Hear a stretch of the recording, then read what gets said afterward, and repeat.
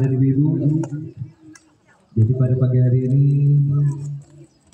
ketika tidur sih mata baru jelek orang tua.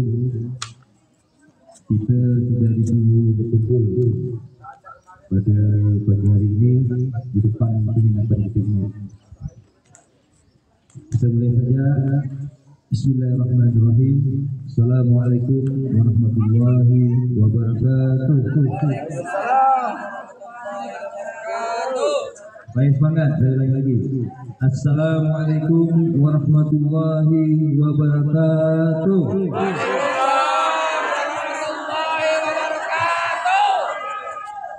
Alhamdulillah, salatu wassalamu ala Rasulillah Muhammad ibn Abdullah wa ala alihi wa sahbihi wa mawala, la hawla wa la quwwata illa billah.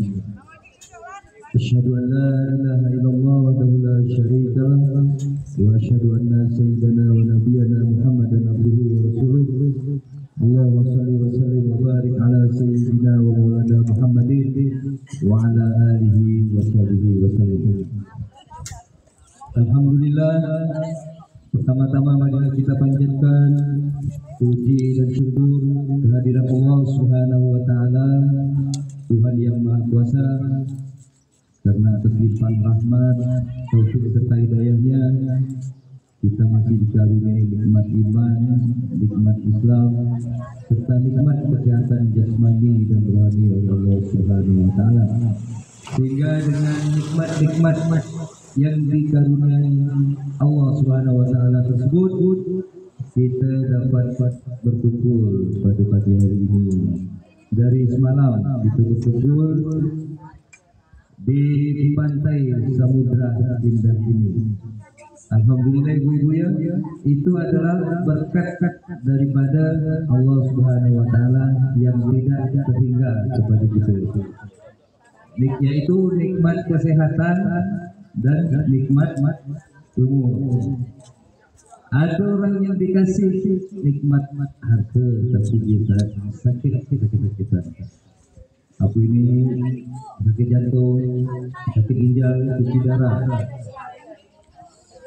Dia banyak duit tapi sakit-sakitan, itu tidak ada juga artinya bagi kita bapak dan ibu.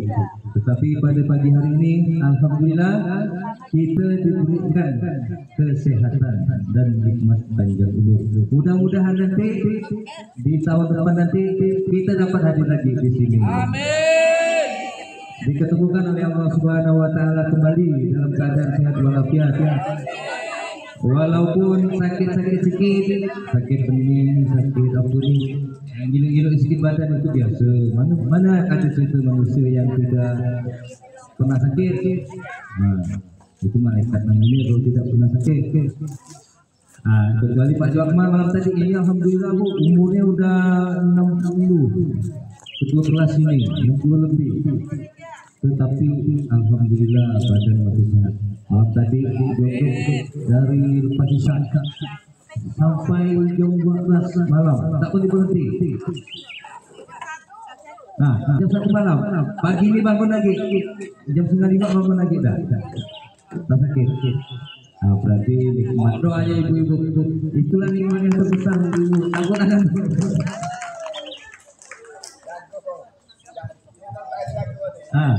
itulah nikmat yang terbesar ibu. Jadi bukan nikmat harta, nikmat duit banyak, itu nikmat kesehatan juga itu adalah nikmat.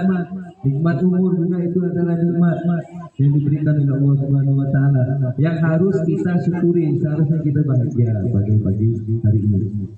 Itulah dalam kaitannya itu pada pagi hari ini, dari semalam hingga pagi hari ini panitia ataupun para kader-kader lansia ini menyuruh ataupun mengajak bapak-bapak dan ibu-ibu kita hadir istilahnya berwisata di pantai Samudra ini supaya kita bisa senang dan gembira, bisa happy kita orang tuh, jangan banyak pikiran lagi. Mengapa ibu kata saya bilang jangan banyak pikiran?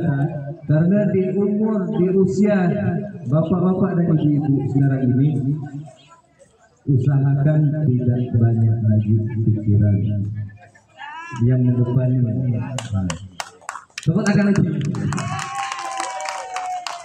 Tidak banyak pikiran yang membebani lagi. Anak-anak, alhamdulillah sudah nikah, sudah kawin semuanya. Adik cucunya juga yang sudah kawin, sudah istilahnya sudah berumah tangga sendiri. Mereka seharusnya sudah bisa memikirkan rumah tangga dan dirinya sendiri. Jangan lagi yang kita lagi yang sering lagi mengomeli, mengomentari mereka. Supaya kita hanya sepanjang memberikan nasihat saja kepada mereka, supaya kita di masa usia kita ini tidak terbebani dengan hal-hal yang demikian itu. Maksud saya gitu tuh. Jangan membawa kepada pikiran. Ingat ibu-ibu, pikiran kita berpengaruh kepada fisik, pikiran kita berpengaruh kepada kesehatan jasmani. Hidup kita. Karena apabila pikiran kita terbebani, otak kita terbebani oleh hal-hal yang tidak bermanfaat, yang negatif, itu berpengaruh kepada rohani kita,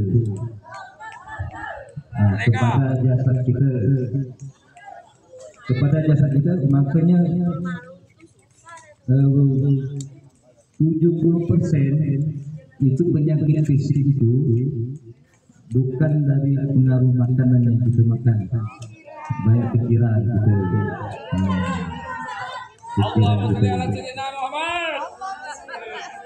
Mengapa saya bilang gitu? Mengapa saya bilang begitu, Bapak dan Ibu? Banyak orang yang kaya, banyak orang yang kaya, yang banyak duit. Seharusnya mereka tidak terbebani lagi dengan materi, dengan kehidupan. Tetapi justru banyak orang kaya yang sakit.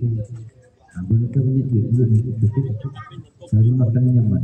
Berarti pikiran berpengaruh terhadap kesehatan fisik. Jadi pada pagi hari ini kita seharusnya dapat bergembira dia. Kita tinggalkan sejenak pikiran yang membebani kita selama kita berada di tempat kita, di rumah tangga, di mana-mana itu berbebani. Bapak ibu-ibu yang saya hormati dan dirahmati Allah Subhanahu wa taala, mohon maaf saya di sini bukan menggurui, karena kita sering berbagi. Bapak-bapaknya ibu ya, saya masih lagi karena sudah menjadi kewajiban kita sebagai sesama kaum muslimin dan muslimat saling nasihat menasihati. Kemudian yang kedua, Bapak-bapak dan Ibu-ibu, mengapa kesehatan itu penting di usia kita seperti saat ini, bahwa hidup di dunia ini, ibu-ibu, tidak ada sesuatu yang idealisme. Maksud saya tidak ada sesuatu yang sesuai dengan keinginan kita. Itu tidak ada. Konsep betul tidak ada. Tidak ada sesuai dengan apa yang kita pikirkan. Itu tidak ada. Kita mau semuanya sempurna, Bapak-bapak dan Ibu-ibu. Kita mau semuanya bagus, tetapi di dunia ini tidak ada yang demikian itu. Pasti ada cacat dan celah. Namun juga dunia ini fana. Pasti ada kekurangannya. Walaupun dia bagus bagaimanapun, pasti ada kekurangannya. Karena Bapak dan Ibu hidup di dunia ini seperti umur dunia itu. Dunia itu tidak kekal.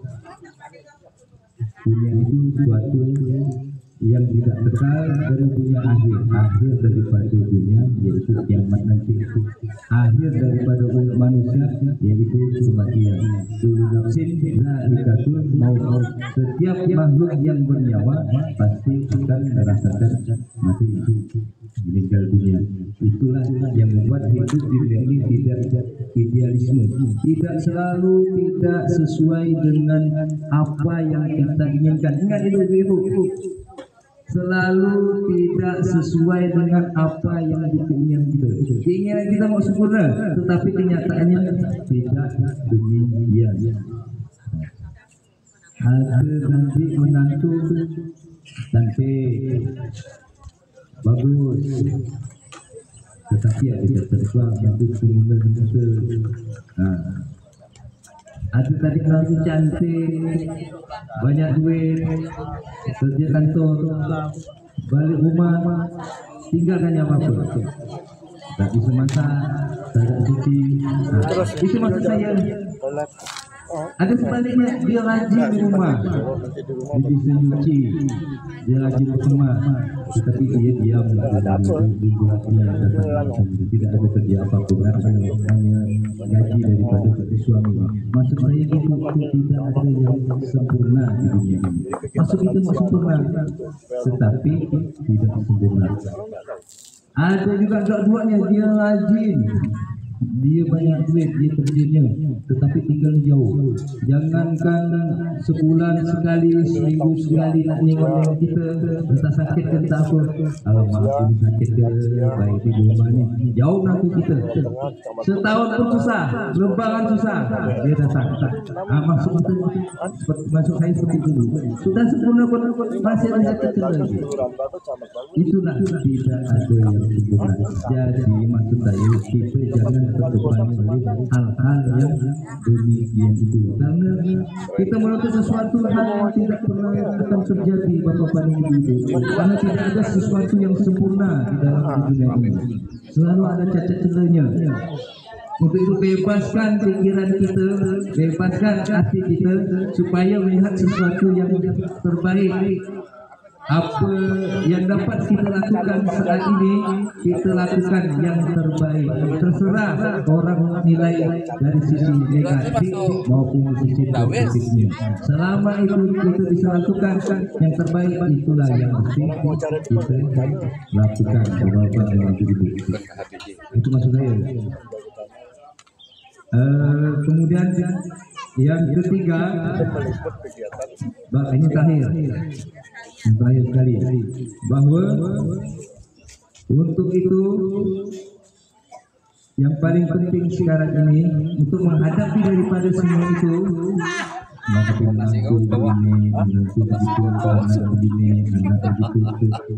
adalah pasrahkan diri kepada Allah Subhanahu wa Ta'ala, karena yang menguasai diri kita, yang menguasai hajat hidup kita itu adalah Tuhan yang Maha Kuasa, Allah Subhanahu wa Ta'ala. Jadi kalau kita diberikan oleh anak yang tidak sesuai, menantu yang tidak sesuai dengan keinginan kita, jangan kita umpat, jangan kita mati yang jelek-jelek, kita doakan yang terbaik bagi mereka. Karena doa seorang ayah, doa seorang ibu, doa kedua orang tua itu adalah sangat baik kepada kedua anak-anaknya, baik anak kita maupun menantu kita, karena itu akan membawa dampak kepada kehidupan mereka kelak nanti setelah kita tiada nanti. Kita doakan dia jelek, mau kita anak kita jelek setelah kita tiada nanti, tidak di dunia. Tentu kita tidak mau, maka kita doakan dia jelek-jelek, menantu kita doakan baik-baik supaya dia sempurna, supaya dia yang tadi jelek menjadi baik lagi, kembali sempurna lagi. Selalu kita doakan yang terbaik, karena yang bisa membolak-balikkan hati